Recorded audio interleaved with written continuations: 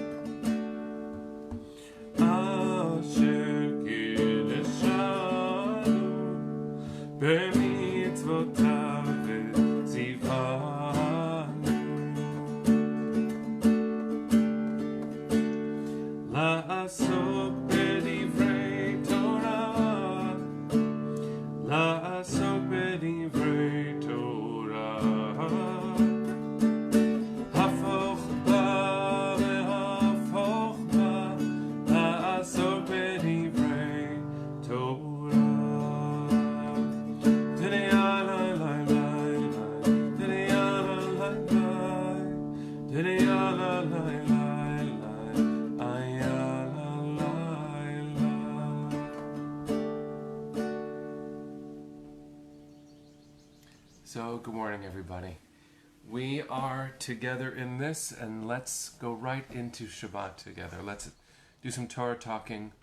Let's pause as it's Memorial Day weekend, and it's time to remember those who fought for our freedom, those who are part of, I think, this intense effort on the part of every different nation to have a sense of normalcy and safety within our borders. It's interesting, and I say interesting not without some heaviness, that in this moment of a pandemic, borders are a very interesting thing.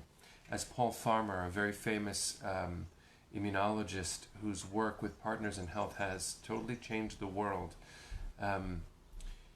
as he has suggested, that's not how germs work. Germs don't recognize borders. If you think there's a problem very far away, and it's not going to touch you at home, you're not thinking about health. I wonder if we can think about health in a global way too. Once we're done with this, and please God may it be soon, I wonder what we'll learn about the usefulness of borders when it comes to fighting for a global common cause. Let's do some thinking about that.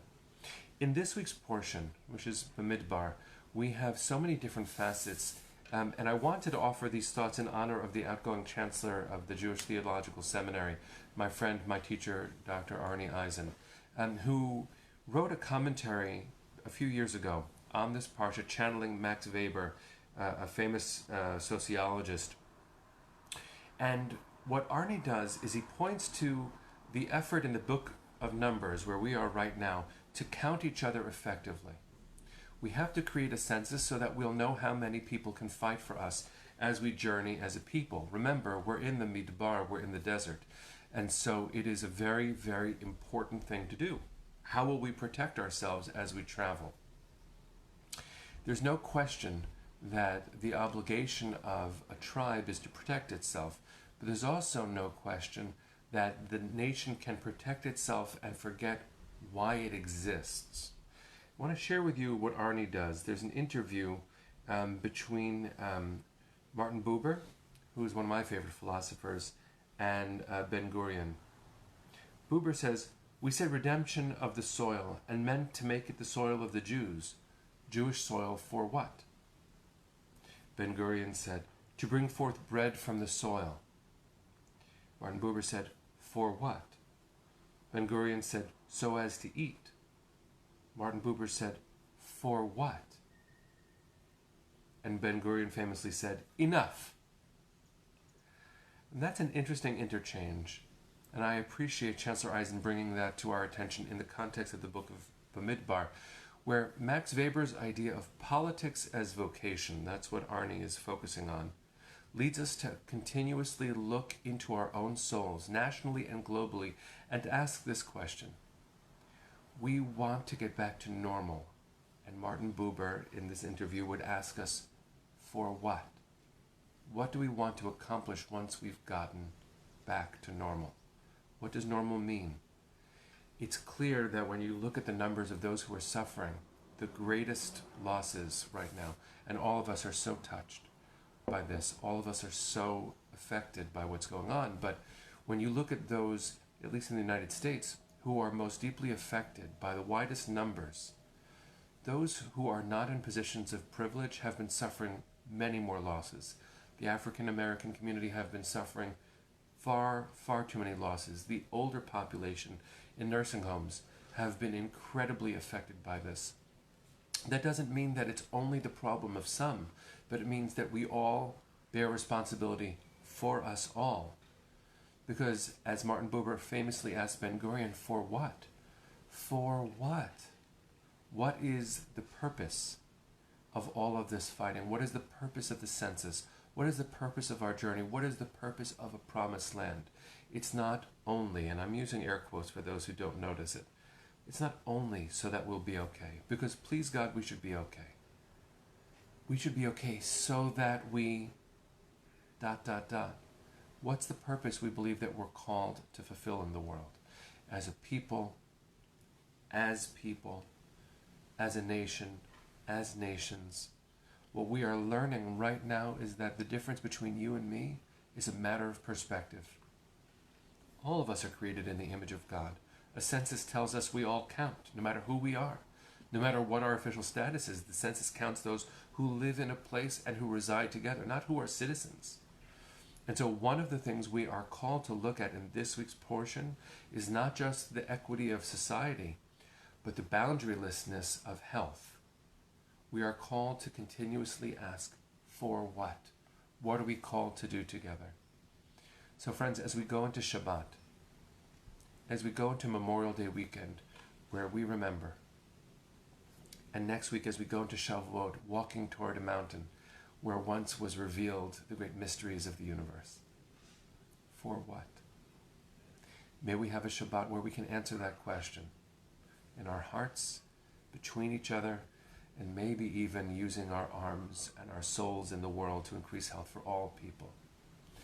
So, let's share a song on the way out.